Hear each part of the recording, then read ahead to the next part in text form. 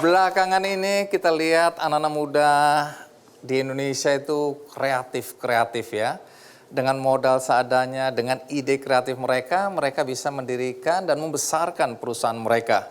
Bahkan Pak Jokowi sendiri, presiden kita, pernah curhat bahwa untuk membangun bisnis dia, bisnis mebel itu perlu waktu berpuluh-puluh tahun untuk bisa mendapatkan omset miliaran.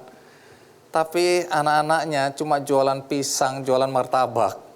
Hanya dalam waktu yang singkat sudah bisa punya omset miliaran. Jadi ini curhat presiden terhadap anaknya ya.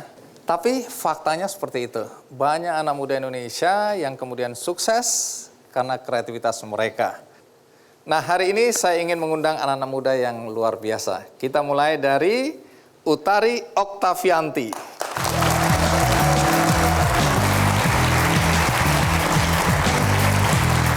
Utari, apa kabar? Baik, Bang. Silakan duduk, Utari.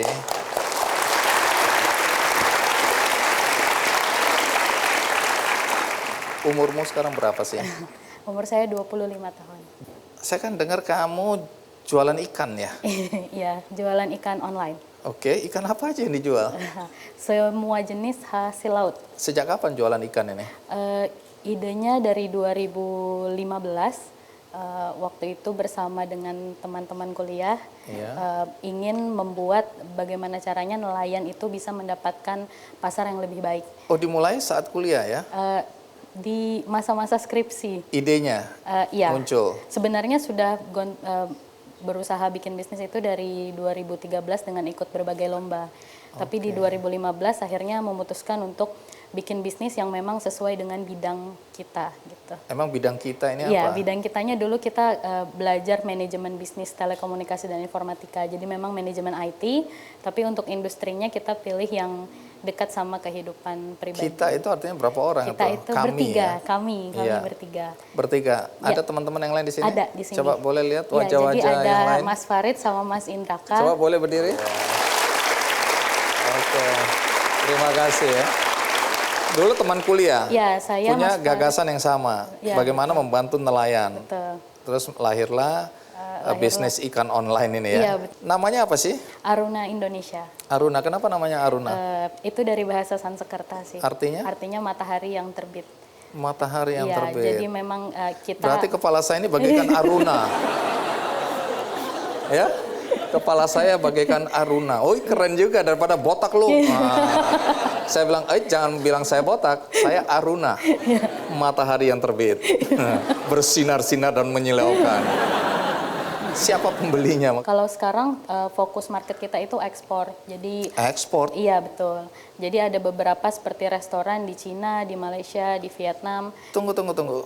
Umurmu tadi berapa? 25 tahun. Sudah ekspor? Iya. Teman-temanmu ini? Tunggu, teman-temanmu umur berapa ini? Sama, 24 Sama? dan 25 juga. Oke, supaya kita nggak penasaran, mari kita simak dulu tayangan berikut ini. 6 tahun lalu, ketika masih mahasiswa, Utari, Indraka, dan Farid terpikirkan ingin membantu nelayan. Ya. Lalu bagaimana muncul ide untuk jualan ikan online dulu, bagaimana ceritanya? Ya, jadi 2 dari 3 foundernya, saya dan Mas Indraka itu berasal dari pesisir. Jadi saya Orang pantai ini ya? Ya, saya besar di Balikpapan, Kalimantan Timur, dan Mas Indraka itu dari Indramayu. Kemudian Mas Farid sendiri sangat concern di IT, jadi suka sekali dengan teknologi. Itu sebabnya kami bertiga berdiskusi untuk membuat teknologi yang memang untuk pesisir, untuk nelayan. Bisnis gini perlu modal? Ada modal nggak, Wak? Waktu di awal sih belum ada modal, jadi kita sempat ikut sekali kompetisi. Iya. Lalu kompetisi itulah yang kita gunakan awal mulanya untuk riset dulu. Jadi riset pengembangannya, setelah itu kita coba istilahnya bootstrapping, jadi usaha dengan modal sendiri, sampai akhirnya berjalan dan mulai dapat investasi waktu itu. Oke, waktu modal sendiri berapa itu kira-kira modalnya? Dulu masih belum besar transaksinya karena masih bisa jualan online, jadi sistemnya mungkin bisa PO dulu pembelinya. Oh, jadi nggak modal ini Iya, sebenarnya nggak modal. ya? Nah, kemudian kita tahu bahwa nelayan-nelayan ini kan terkungkung oleh tengkulak ya. Iya. Nah, awal-awalnya bagaimana kalian bisa mengatasi persoalan tengkulak? Ini kan maaf ya, mafia selama ini yang kita tahu, dan mereka kejam-kejam. Iya. Kalian anak kecil masih ingusan, ya. Kok berani-beraninya? Bagaimana situasi dan kondisinya saat itu? Ya, waktu pertama datang ke lapangan memang banyak sekali penolakan. Jadi waktu pertama datang memang dulu kita bertiga pakai mobil itu sempat digebrak-gebrak, terus ditolak karena dipikir ini mau ngapain, mau mengganggu yang sudah ada gitu. Tapi Apa yang kalian tawarkan waktu itu?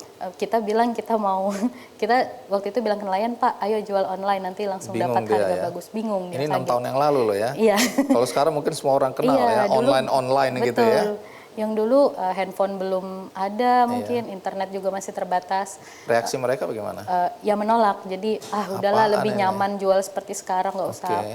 macem-macem pakai teknologi gitu. Terus Tengkulak marah nggak ini? Marah juga, apalagi waktu baru pertama membuka tempat, jadi memang kita tiba-tiba datang ke sana terus apa ini ada transaksi baru. Tapi akhirnya sekarang kita bahkan dengan beberapa tengkulak yang bisa bekerja sama dengan kita itu membantu kita untuk menjadi perwakilan. Justru kita edukasi mereka untuk mengajarkan pada nelayan kalau mereka juga bisa dapat akses yang lebih bagus, dan tengkulak pun bisa memilih kualitas ikan yang bagus seperti apa, jadi bekerja sama dengan Jadi kita. Tengkulak diajak bermitra sekarang ini? Iya, bermitra. Oke. Bermitra tapi harus mengikuti standar kita, jadi tidak mempermainkan nelayan kecil lagi. Dan mereka mau? Iya. Oke.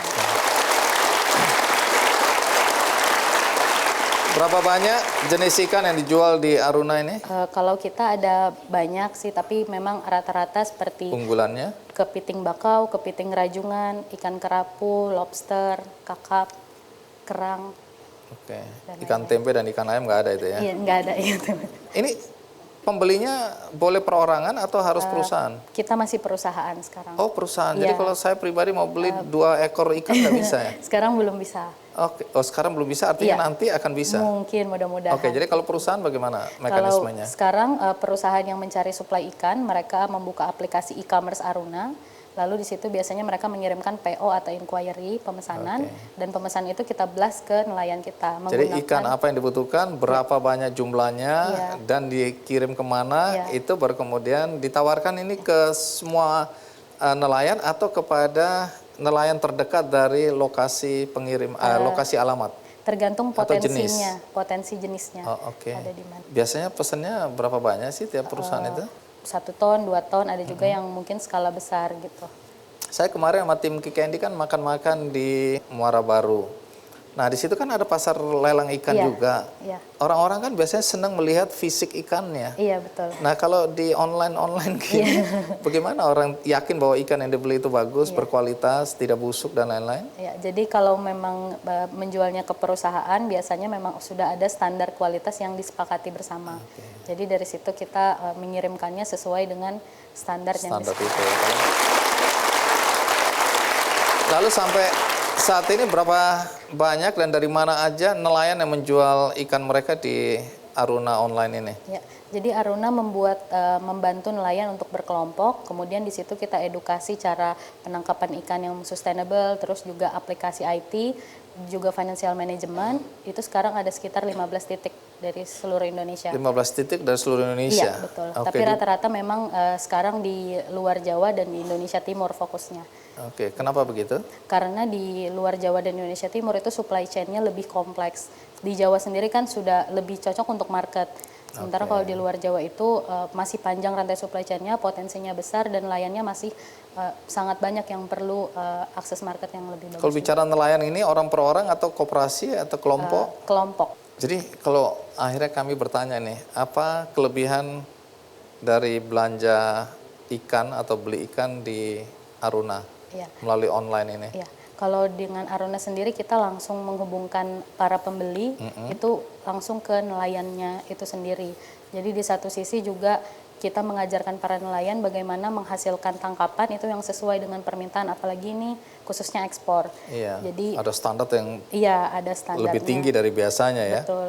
Dan juga pembeli jadi tahu bahwa oh ini memang langsung dari nelayan, bukan dari beberapa tahapan dulu. Keuntungan nelayan di sini apa ya? Dibandingkan mereka jual melalui pelelangan ikan misalnya? Kalau selama ini kan nelayan kebanyakan jual di lokal, di daerah situ saja. Terus juga nelayannya mungkin keterbatasan dalam sisi pengetahuan bagi apa komoditas yang sebaiknya ditangkap dan lain-lain. Jadi kalau dengan Aruna kita mengedukasi nelayannya bahwa mereka sebaiknya menangkap komoditas ini dan harganya juga kita transparan kepada nelayannya. Di satu sisi selain nelayan kita juga mengajak istri-istrinya nelayan, ibu-ibunya yang belum berpenghasilan untuk bekerja dengan kita. Karena ikan sebelum diekspor itu diolah dulu. Oke, stop sampai di situ. Jadi ada pemberdayaan istri-istri nelayan, Ya, betul. bukan cuma nelayan. Ya. Tapi nanti juga jelaskan apalagi manfaat yang didapatkan oleh nelayan atau keluarganya ketika menjual ikan mereka atau berpartner dengan Aruna ya. Kita rehat sejenak, ikuti terus Kick Andy.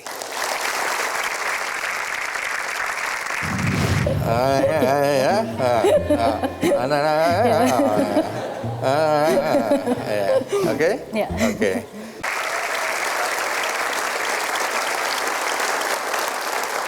Jadi Utari, 6 tahun yang lalu, Utari, Indraka, Farid ya, teman satu kampus atau teman sekolah, punya inisiatif mendirikan marketplace online ya untuk jualan ikan. Nah, sekarang sudah terkenal, sudah besar, bahkan sudah bisa ekspor ya sampai ke beberapa negara tadi.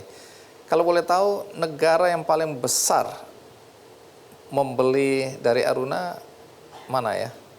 Kalau untuk Aruna sendiri paling banyak memproduksinya rajungan dan bakau. Jadi Cina, kalau rajungan sendiri kita bekerja sama-sama pabrik itu ke US.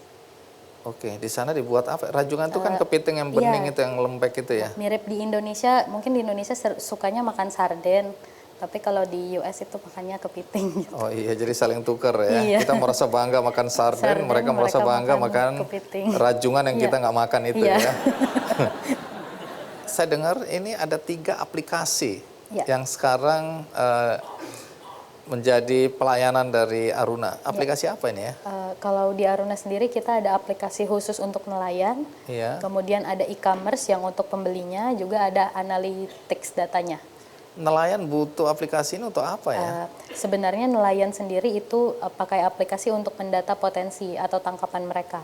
Tunggu, bisa cerita lebih sederhana supaya saya ngerti? Iya, jadi intinya setiap nelayan habis selesai melaut, mereka itu mendata apa tangkapannya. Dengan begitu Aruna lebih mudah untuk terus mereka infokan gitu loh. Hari ini saya dapat 3 cakalang, 4 lobster dan lain gitu. Kalau di kita itu yang mengisi ada yang namanya local heroes. Karena nelayan pergi melaut itu dengan handphone yang biasa, fitur phone. Jadi ada local heroes yang mengoperasikan aplikasi nelayan kita. Terus kemudian tadi satu analisa data. Itu analisa data. Untuk apa lagi Jadi itu hanya semacam untuk menganalisa misalkan saat ini sedang musim ikan atau tidak musim, daerah yang boleh secara aturan ditangkap yang di mana saja begitu. Kalau boleh tahu, kalau enggak apa-apa. Omsetnya berapa besar sih sekarang ini? Cukup untuk menghidupi tim dan operasional. Cukup untuk menghidupi tim yang jumlahnya 100.000 orang. Amin. Cukup atau pas ketika dibutuhkan untuk beli mobil, pas untuk beli rumah, gitu ya. Jadi rahasia ya. Boleh tahu segini. Sebegitu. Kalau dengan nelayan atau kelompok nelayan itu, pembagian keuntungannya bagaimana itu ya? Kalau dengan nelayan kita sistemnya memberitahu harga yang diterima dari pembeli, kemudian nelayan kita berikan harga yang sesuai. Jadi memang rata-rata sih pendapatan nelayan menjadi meningkat dengan saat bergabung menjadi nelayan Aruna. Gitu. Oke, jadi harga disampaikan dulu, kalau mereka sepakat maka dibeli dengan harga itu. Betul. Tapi rata-rata harganya ini pasti lebih baik daripada masa lalu mereka, harga yang lama. Iya. Antara lebih baik dan di satu sisi juga kestabilan pengambilan barang. Jadi kalau dulu hanya jual di lokal kan kadang dibeli, kadang tidak busuk atau diolah menjadi makanan-makanan turunan dari ikan. Oh iya, tadi soal ibu-ibu ya.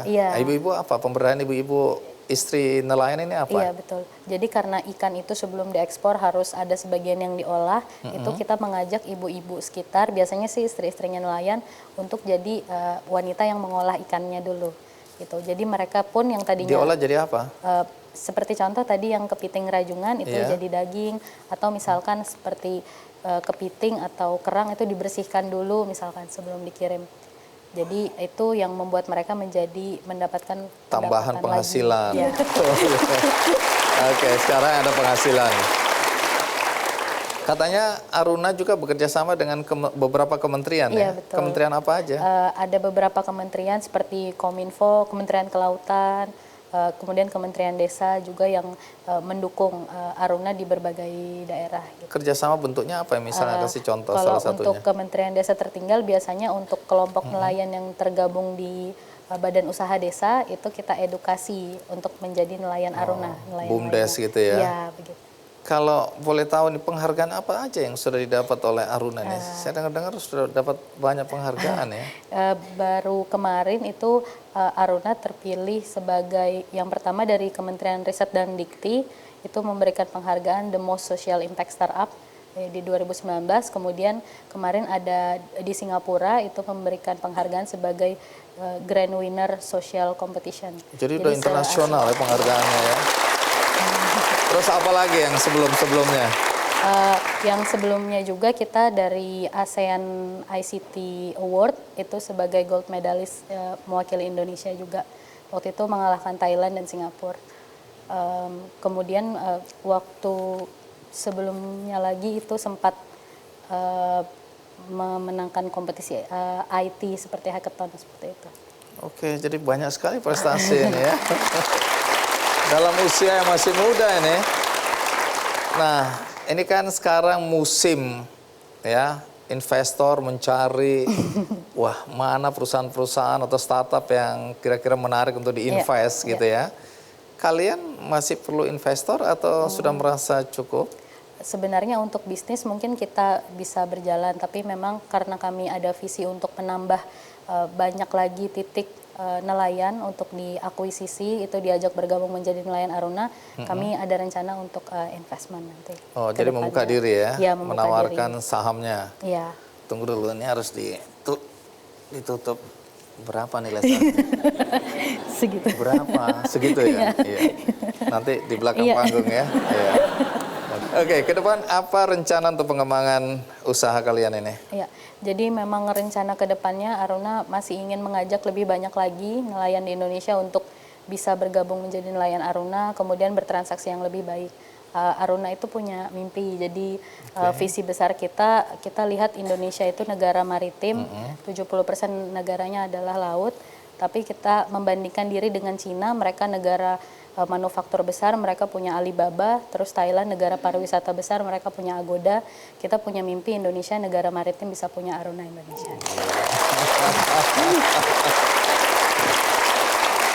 Ya, siapa tahu ya satu hari kita lihat, wah ada unicorn baru, ternyata Aruna. Saham berapa?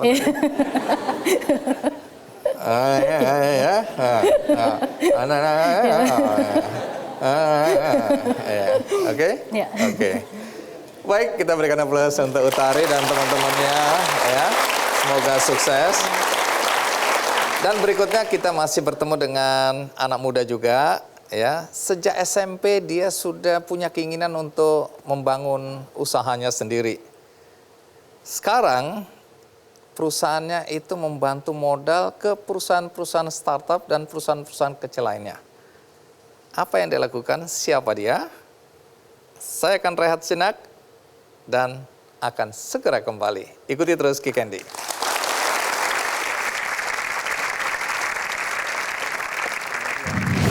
Dana yang dikelola itu kan bayangin modal awal aja udah 5 juta US dollar dan dikapitalisasi sampai 20 juta US dollar. Kok anak umur 23 tahun mampu mengelola dana segitu besarnya? Nggak stres ya?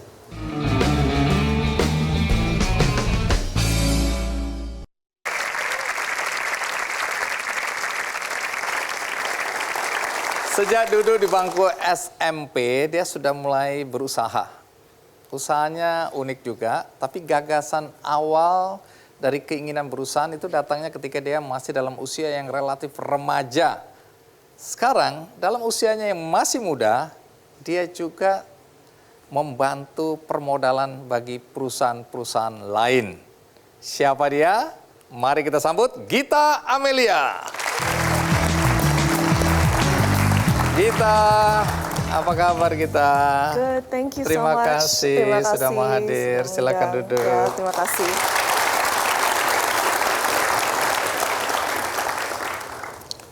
Kalau Gita umurnya sekarang berapa? 23. Sudah menikah atau belum? Belum. Oh belum. Iya, kapan mau menikah? Cuman Tuhan yang tahu.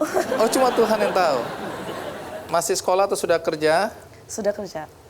Apa betul kita sudah mulai berusaha ketika duduk di bangku SMP? Ya. Jadi mungkin dua-dua orang tua saya pengusaha. Dan sewaktu kita kecil sering sekali kayak berdiskusi dengan papa mama soal hal bisnis. Jadi memang dari kecil ada rasa penasaran. Jadi kita bercoba terus gitu bikin proyek-proyek, bikin bisnis kiri kanan lah gitu. Oke, Sejak jadi misalnya pernah jualan apa di bangku SMP? Waktu SMP kita sempat jualan kalung, Kalung apa ini? anting-anting ya kita bikin sendiri Oh sebenarnya. bikin sendiri, dijual Iya. di mana? Jualnya waktu itu online. Oke, nanti cerita bagaimana akhirnya Gita kembali dan mulai merintis usaha yang sekarang ini ya. Baik, sebelum kita lanjutkan, mari kita simak dulu liputan berikut ini. Setelah di luar negeri, sebelum kembali ke Indonesia dan mendirikan Everhouse tadi, katanya sempat bikin komunitas Think Nusantara. Yap. Komunitas apa ini? Waktu itu juga ada fenomena yang namanya brain drain, di mana anak-anak Indonesia kebanyakan yang ke luar negeri tidak mau balik ke Indonesia.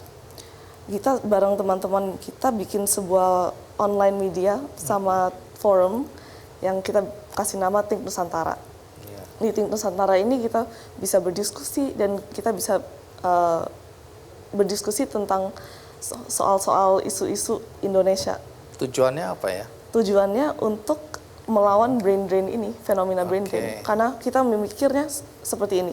Kalau anak Indonesia yang sekarang lagi kuliah di luar negeri, di Amerika, di Eropa, di Australia, mereka bisa mulai berkomunitas dengan orang yang juga mencintai Indonesia dan juga bisa berdiskusi tentang isu-isu Indonesia, lama-lama pasti juga mau balik dan mengkontribusi kepada negara kita. Negara kita. Oke.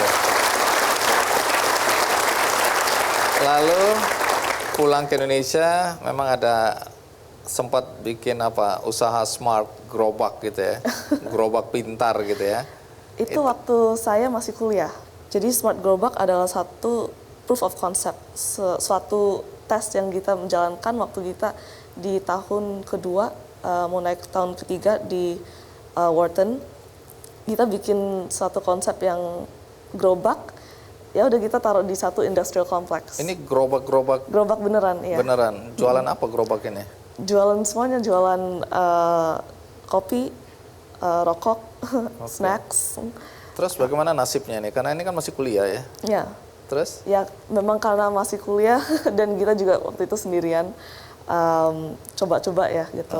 Jadi kita harus balik ke Menguji konsep ini ya. betul, kita harus balik ke Amerika. Dan ini nggak dilanjutkan. Masih ada sih sebenarnya Oh masih ada gerobaknya. sampai sekarang. Oke. Masih ada. Terus waktu kembali lebih tertarik untuk mendirikan modal Ventura. Iya. Kenapa sampai gagasannya untuk mendirikan modal Ventura nggak real business atau bisnis lainnya? Ya nggak gerobak gitu kali ya. Oh iya, kenapa nggak ngelanjutin gerobak tadi? Iya. Sebenarnya Dari mana gagasan ini? iya. Waktu kita di sekolah di Amerika memang kita lihat bahwa finance atau keuangan itu adalah skill atau strength dari semua mata pelajaran saya. Dan dengan skill ini kita lihat bahwa kita sebenarnya bisa membantu banyak orang, banyak masyarakat Indonesia, bukan cuma satu, melalui keuangan.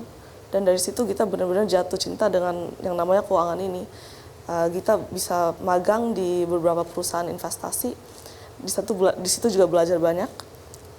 Dan akhirnya karena kita juga sering mengamati bidang startup sama bidang teknologi, kita berdiskusi waktu itu sama papa saya.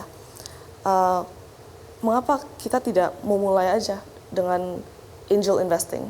Jadi angel investing itu adalah beda daripada modal Ventura yang sekarang perusahaan yang kita jalankan. Oke, ini membantu startup dari yang bawah sekali ya, seed gitu ya. Sebenarnya bedanya bukan tahapnya, tetapi bedanya di dananya itu dari mana. Nah, oke. Karena kalau angel investing, dananya itu dari kita sendiri. Iya. Tetapi kalau modal ventura, kita tidak pakai dana sendiri, kita Pakai mencari dana investor. orang, investor lain Betul, ya. betul. Oke, jadi ini awal mulanya memang dana sendiri nih. Di 2 perusahaan pertama, dan itu tiket size-nya lumayan kecil. Ya. Oke, mungkin sebagian penonton kita belum tahu apa sebenarnya modal ventura, tugasnya apa. Jadi bagaimana mekanisme kerjanya? Bisa jelasin secara sederhana aja. Ya. Jadi modal ventura itu sebenarnya sebuah perusahaan yang bermitra dengan startup. Startup itu adalah UKM atau bisnis kecil yang punya bisnis model atau produk atau layanan yang inovatif. Jadi mereka bukan konvensional. Dan saya selalu bilang modal ventura itu adalah mitra bisnis. Karena kita bukan bank, kita tidak kasih pendanaan habis itu suruh mereka bayar balik gitu ya. Kebiasaannya tuh kita nyuntik dana, kita menanamkan dana ke startup yang kita percaya, dan dalam proses itu kita mengambil saham. Jadi saham itu bisa 2%, bisa juga 30%. Ini nanti kalau perusahaannya besar ikut terus atau nanti ada waktunya exit, keluar dari situ, dia tumbuh, duit yang ini bisa dipakai untuk membantu startup lain yang baru tumbuh atau ikut sampai dia besar sebesar-besarnya. Setiap modal ventura beda-beda. Jadi tidak ada. Kalau Everhouse ini gimana? Kalau Everhouse kita lihat jangka waktu 10 tahun.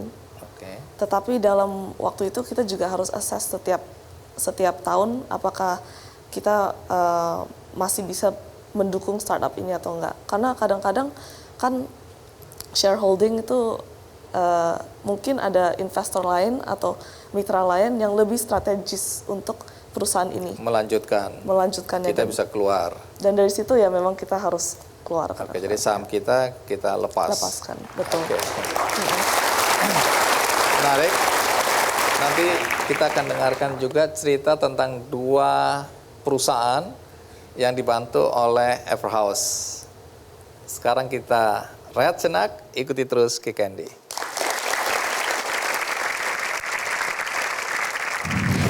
Dana yang dikelola itu kan bayangin modal awal aja udah 5 juta US dollar dan dikapitalisasi sampai 20 juta US dollar. Kok anak umur 23 tahun mampu mengelola dana segitu besarnya? Nggak stres ya?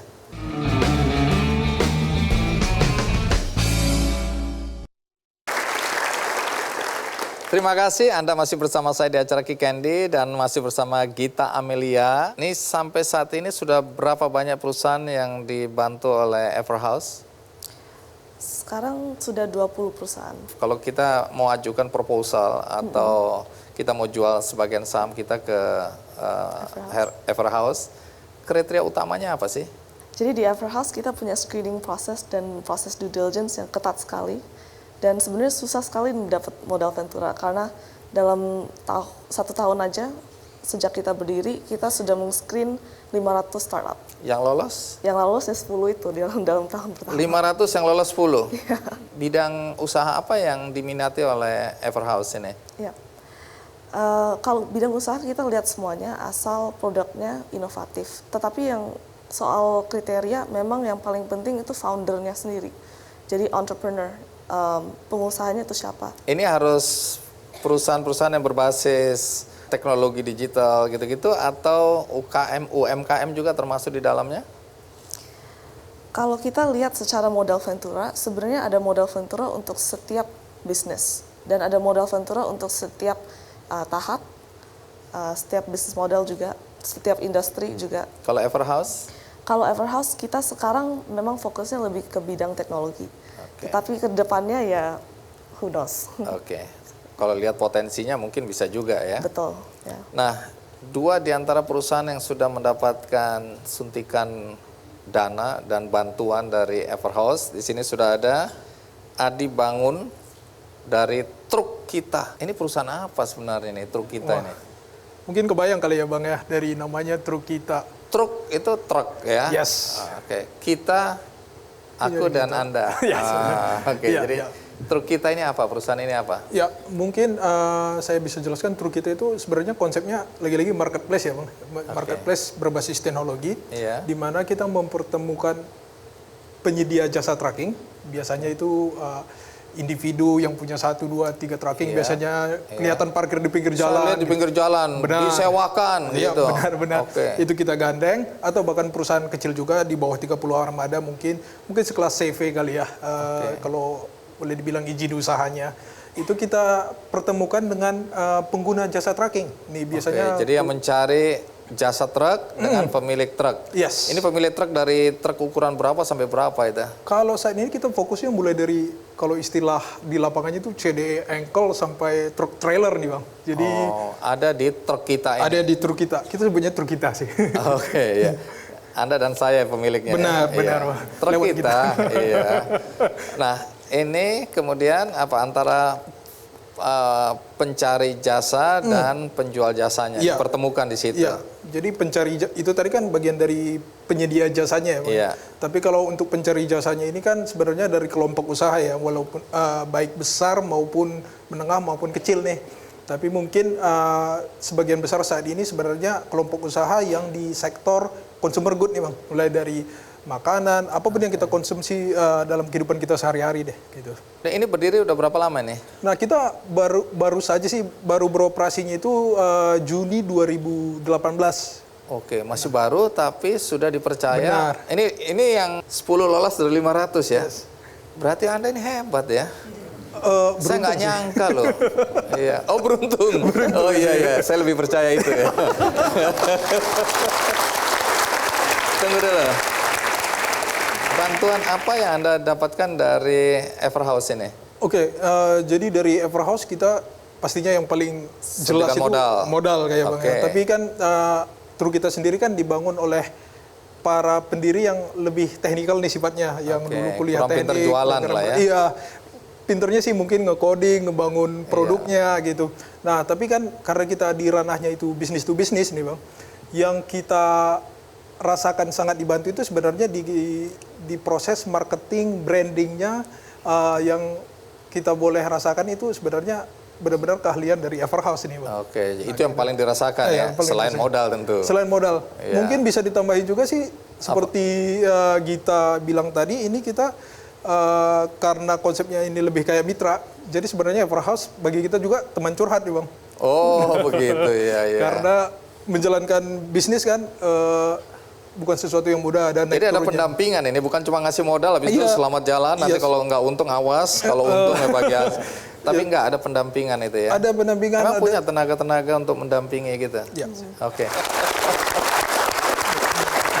Oke, jadi apa dampak yang sekarang dirasakan dengan adanya dukungan dari Everhouse ini? Jadi kalau di startup kan Bang, biasanya itu apa yang dicari kan sebenarnya perusahaan ini lebih cepat berkembangnya ketimbang perusahaan-perusahaan yang lebih konvensional ya sifatnya. Nah, jadi dukungan-dukungan tadi baik finansial maupun keahlian di marketing itu tadi ini membantu kita untuk berkembang lebih cepat nih Bang. Karena seperti bisa dibayangkan industri trucking ini kan sebenarnya cukup besar dan penting buat perekonomian Indonesia nih.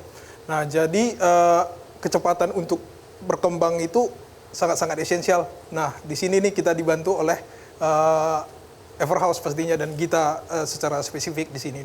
Oke, jadi terasa itu ya bantuannya ya? Terasa, Oke, terima kasih ya. Adi, ya. Nah, juga ada David Gunawan, Eden Farm. Nah, ini perusahaan apa? Coba jelasin. Saya intinya menghubungkan antara para petani lokal, petani sayur, petani buah ke pasar Indonesia dan mancanegara, Pak. Ini marketplace online juga ini? Atau Kita platformnya tidak, apa? ya kita bisa dibilang marketplace tapi fokusnya ke B2B, Pak. Oh, oke. Jadi kita sudah sekarang kita sudah bekerja sama dengan lebih dari 50 petani di Jawa dan Sumatera. Dan kita telah melayani pasar di Jawa dan di Singapura sekarang. Oh, sudah sampai Singapura? Sudah. Nah, kemudian ini produk-produk pertanian apa aja yang dijual di situ? Saat ini kita ada lebih dari 250 jenis sayuran. Oh ya udah nggak usah disebut satu-satu. Habis waktu kita nanti ya. Iya. Pokoknya 250 jenis ya. Ya. Oke, ini dari petani di mana saja ini? Sekarang kebanyakan di Bogor dan Puncak. Oke. Kita juga ada petani yang kita kerjasama dari Bandung, Lembang, dari Dieng, dari Brastagi juga ada. Oke, jadi udah berapa lama nih usahanya? Eden Farm berdiri dari Februari 2017. Baru ketemu dengan Everhouse dari November 2018. Karena dukungan mereka, dalam waktu 7 bulan omset kita sudah 15 kali lipat lebih besar sekarang. Yang jumlahnya juga dirahasiakan. Ya. Kira-kira begitulah ya. Yang pasti bikin kita seneng lah. Oh iya pasti ya. Dari wajah udah kelihatan happy lah itu ya. Walaupun aku nggak berani tanya juga berapa jumlah yang diinvest atau dibantu ya. Jadi terus apa dampak tadi 15 kali perkembangannya, pertumbuhannya.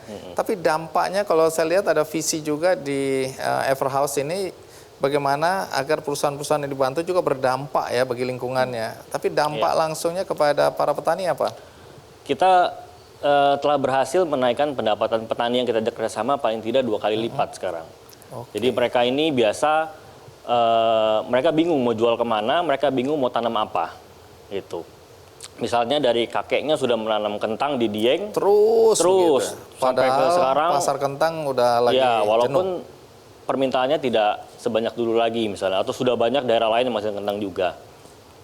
Kita punya teknologi yang bisa memberikan proyeksi permintaan kepada para petani kita.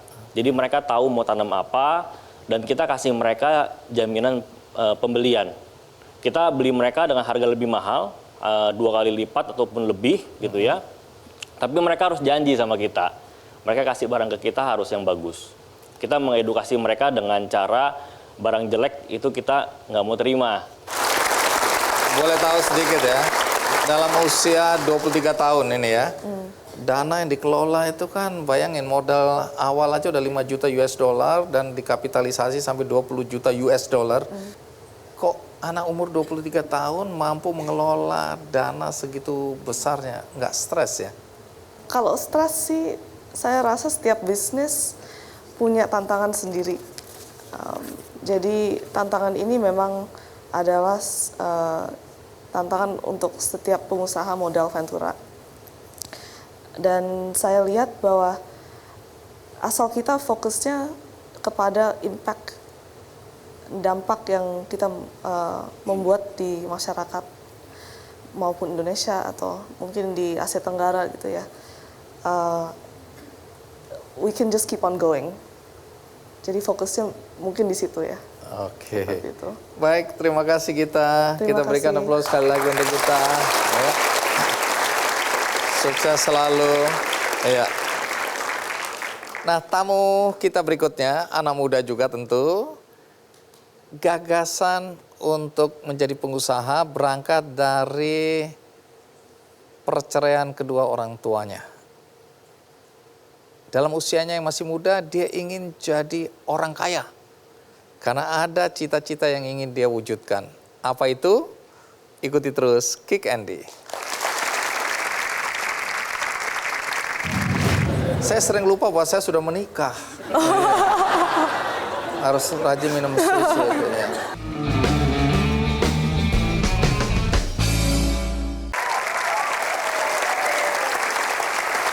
Tamu kita berikutnya dari kecil sudah ingin jadi pengusaha, ingin jadi orang kaya. Gara-gara kedua orang tuanya berpisah.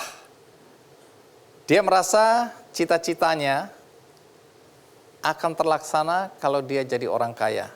Lalu apa sebenarnya cita-cita atau keinginan yang ingin dia wujudkan? Kita dengar langsung dari Nadia Ursula.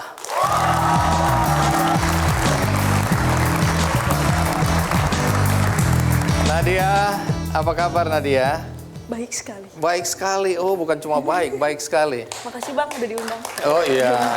Tunggu Nadia, kenapa waktu kamu keluar supporternya banyak sekali sampai history? Fans. Oh, fans. Oke, jadi kamu lebih terkenal dari aku. Jelas. Oh, jelas. Soalnya dari tadi aku berdiri nggak ada yang nepukin. Begitu kamu keluar baru mereka. Iya. Ya Udah sudah. ya? Udah? Oh, salah. Oh iya. Belum ditanya. belum. Iya.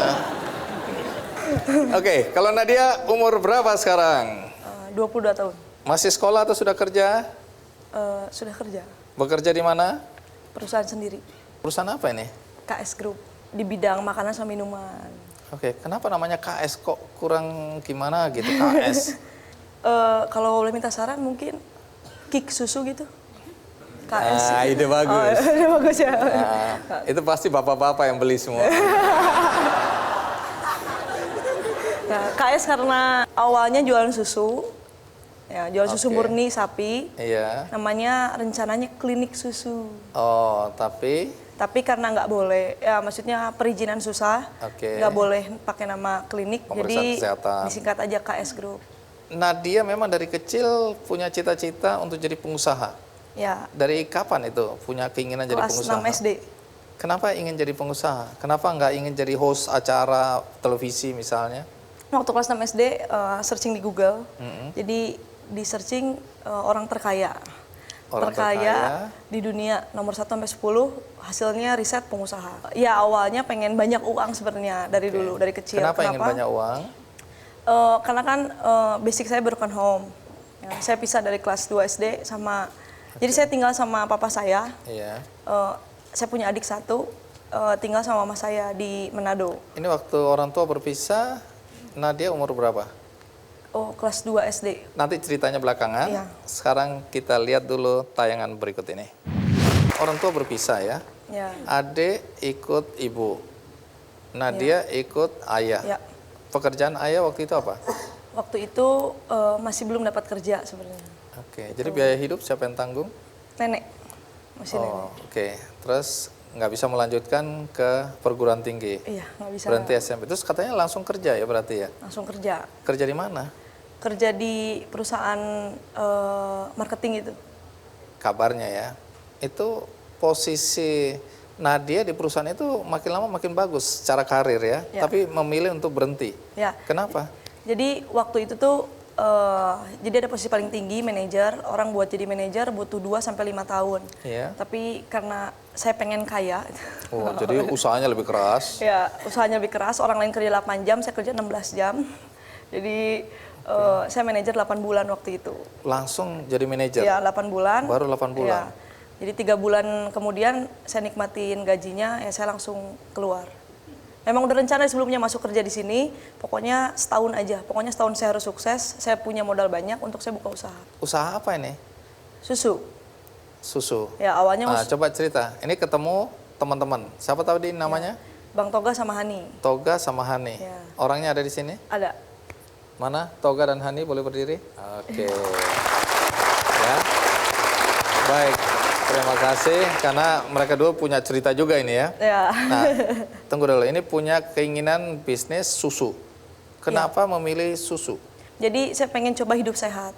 Karena kan tidur lebih dari jam 12 terus. Jadi sering pelupa gitu kan. Jadi dianjurin supaya sebelum tidur minum susu sama bangun pagi tuh minum susu gitu. Jadi minum susu terus. Kalau gitu saya perlu nih mulai lupa. Saya sering lupa bahwa saya sudah menikah. Harus rajin minum susu itu ya. Terus Ya. apa yang kalian lakukan? Ya dari situ langsung ya beli kayak kompor, panci, kulkas. Itu udah buat itu aja udah habis sebenarnya. Cuman jadi kita sisain buat uang makan. Tapi untuk perputaran ternyata sebulan omset cuman 500.000 satu bulan. Dan itu susah banget karena 500.000 aja susah. Jual susu apa waktu itu? ya, susu sapi. Ya. Habis OBB itu lu mulai Q-nya nih. Ada apa nih? Nggak ada di gua. Ada Iya, ada. Heh, Lu salah studio yuk. Salah studio. ngapain kalian di sini? Enggak, kita disuruh tapping di studio 3. Ini bukan Ini studio 3. studio Kick Andy nih. Ini studio paling besar dan paling mewah di sini. Lagi tapping lu. Gak mungkin kalian ada di sini harusnya. Iya. Minta maaf ya, ini anak saya ini. Lu. Di rumah maupun di kerjaan selalu mengganggu saya. Oke Nadia, kita lanjutkan ini ya. Kenapa kembali lagi? Mumpung rame kan, boleh promosi nggak? Ya pasti nggak boleh. Kalau gitu boleh. Perkenalkan, nama saya Marlo. Dan saya Marco. Dan kami The Loco Brothers. Kami juga akan memiliki acara seperti ini jauh lebih keren, jauh lebih fresh dan muda. Anak muda banget nih pastinya. Pastinya. Iya. Dan tidak membosankan. Tanya di Metro TV. Keren banget nih. Tika ini kalah. Ada saatnya kita menggugurkan dia. Makasih semuanya. Makasih semua.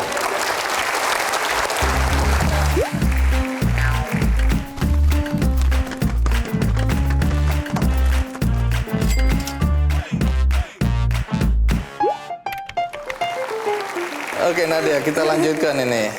Awalnya katanya orang tua tidak mendukung ini ya? Oh ya, Karena? nggak mendukung ya karena kan sebelumnya udah kerja juga, maksudnya udah penghasilan tetap. Ya siapa sih orang tua yang mau anak penghasilan nggak tetap dan ya jualan di pinggir jalan. Jadi waktu kasih tahu nenek pun ya jualan susu, wah malu-maluin. Terus kapan persisnya bisa meyakinkan bahwa ini bisnis menarik? Ya semakin banyak orang yang semakin banyak anak muda yang ikut join, ikut jualan. Jadi lama-lama ya makin meyakinkan. Belum diceritakan ya soal cita-cita tadi, kenapa Ya. sampai pengen jadi orang kaya? Ya, ini berkaitan dengan perpisahan orang tua juga ya, sehingga Nadia punya keinginan untuk menjadi kaya, untuk mewujudkan satu keinginan yang nanti saya akan tanya apakah sudah terwujud atau tidak. Tapi kita rehat sejenak, ikuti terus Kick Andy. Karena saya anak broken home, ya rindu pengen ngerasain kehangatan keluarga itu seperti apa.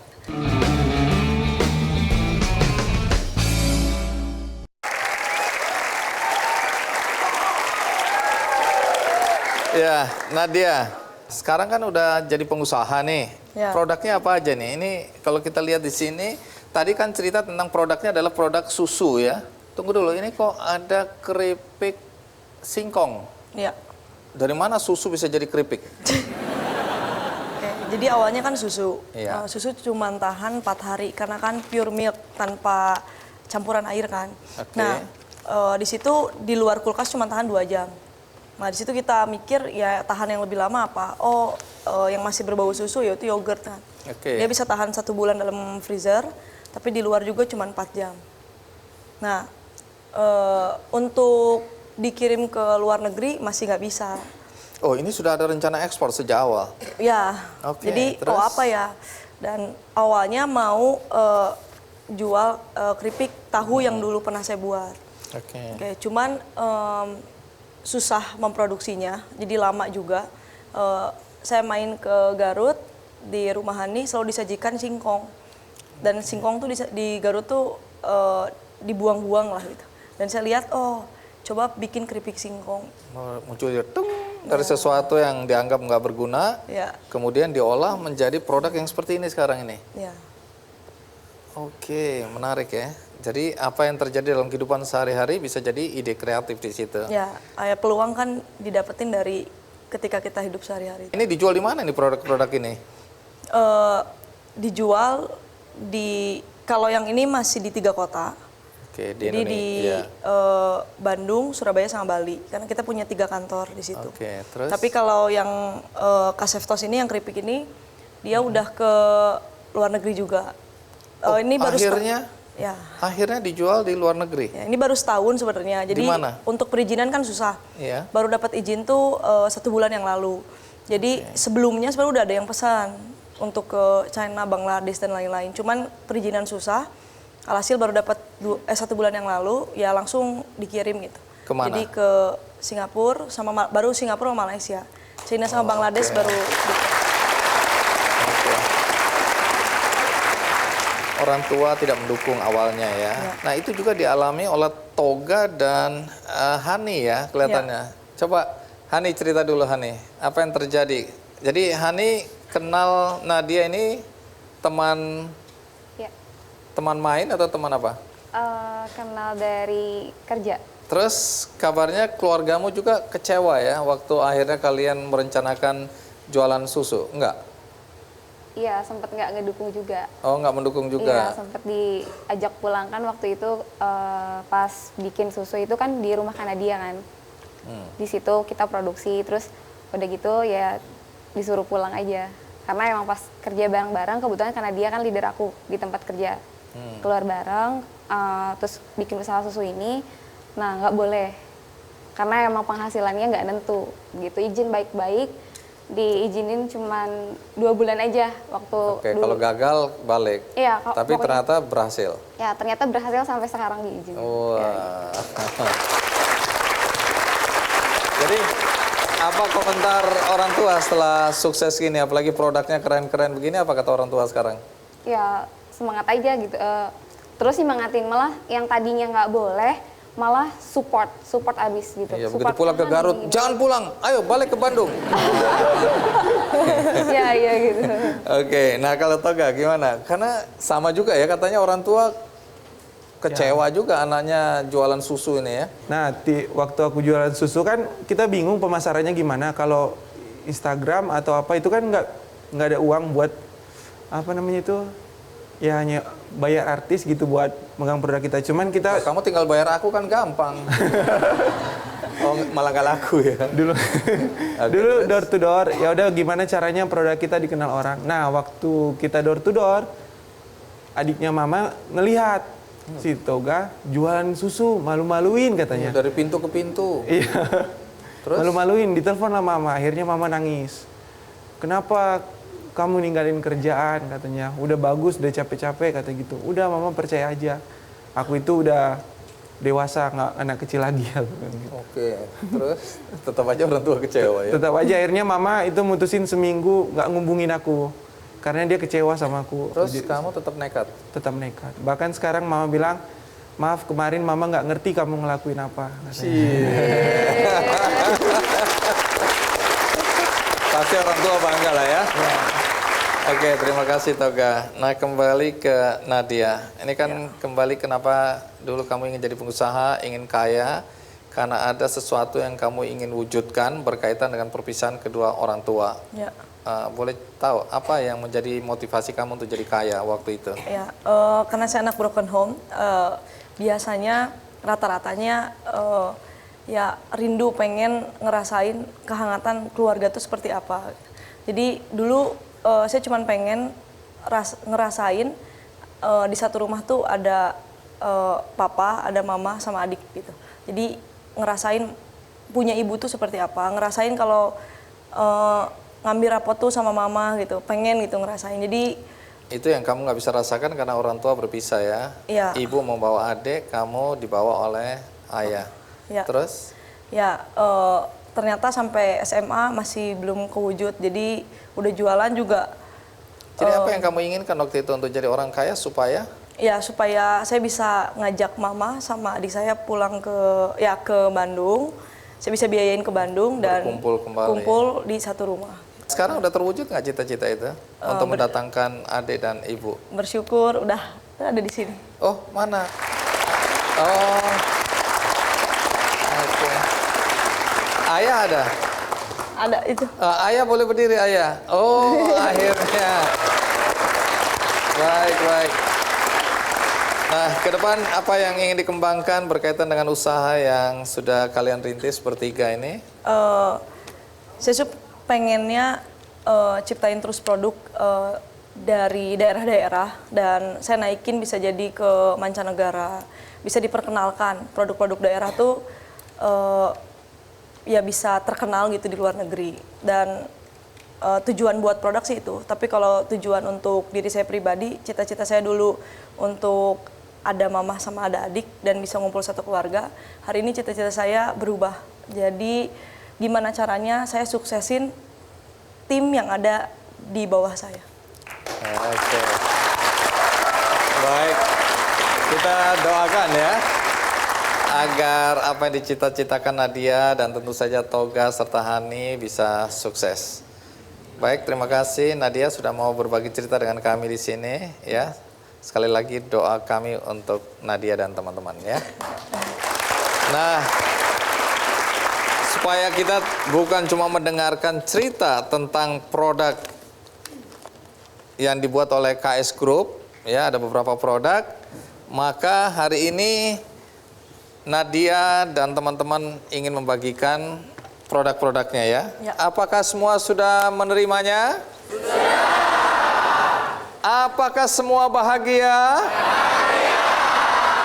Tapi tentu tidak lengkap kalau tidak disertai buku yang biasa juga saya bagikan di acara ini. Apakah semua sudah menerima bukunya? Apakah itu artinya semua tambah bahagia? Baik, kebahagiaan yang sama ingin saya bagikan kepada Anda di rumah dengan cara Anda bisa mendapatkan buku ini melalui undian di Twitter Kick Andy Show.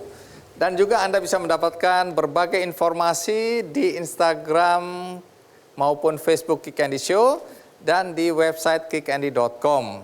Bagi Anda yang tadi terlambat menonton acara ini, Anda masih bisa menonton ulang di metrotvnews.com. Juga di YouTube melalui Kick Andy Show. Akhir kata, semoga cerita hari ini menginspirasi kita semua. Sampai jumpa.